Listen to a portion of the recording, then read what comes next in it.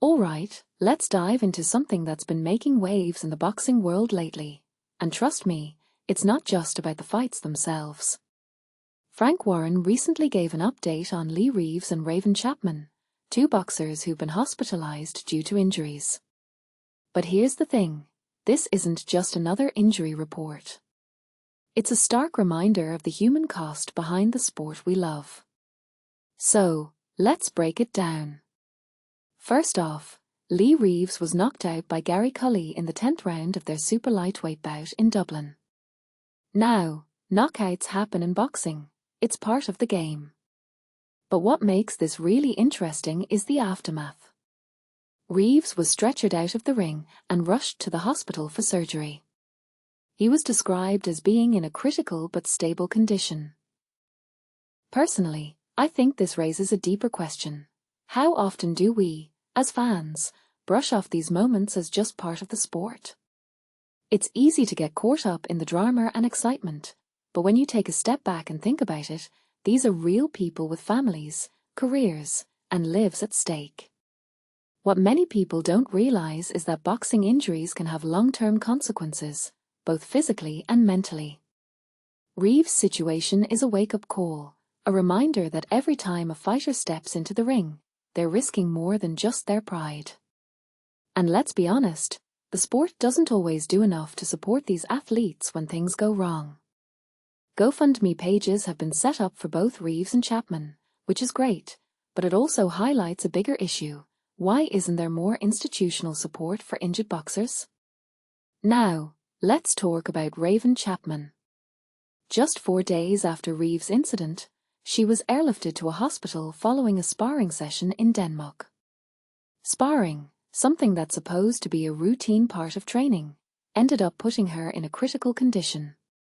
From my perspective, this is where the conversation gets even more complicated.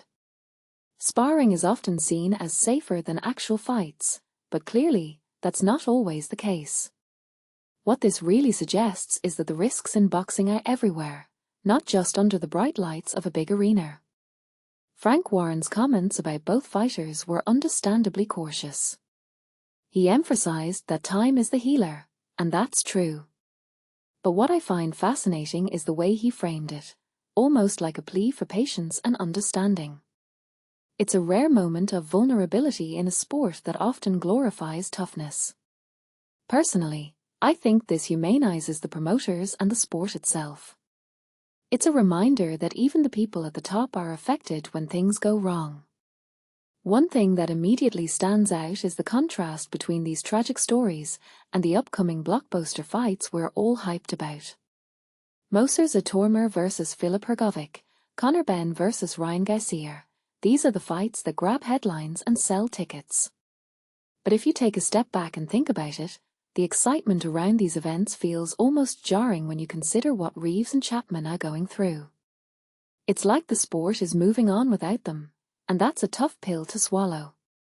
In my opinion, this is where the boxing community needs to do better. We can't just celebrate the wins and ignore the losses, especially when those losses are so devastating. What makes this really interesting is how it connects to a bigger trend in sports, the glorification of athletes at the expense of their well-being. We cheer for the knockouts, the comebacks, the drama, but how often do we stop to think about the people behind those moments? A detail I find fascinating is the role of social media and crowdfunding in all of this. GoFundMe pages have become almost a default response to boxing injuries, which is both heartwarming and heartbreaking. On one hand, it shows how much fans care. On the other, it's a clear sign that the system is failing these athletes. If you ask me, this is something the boxing world needs to address head-on.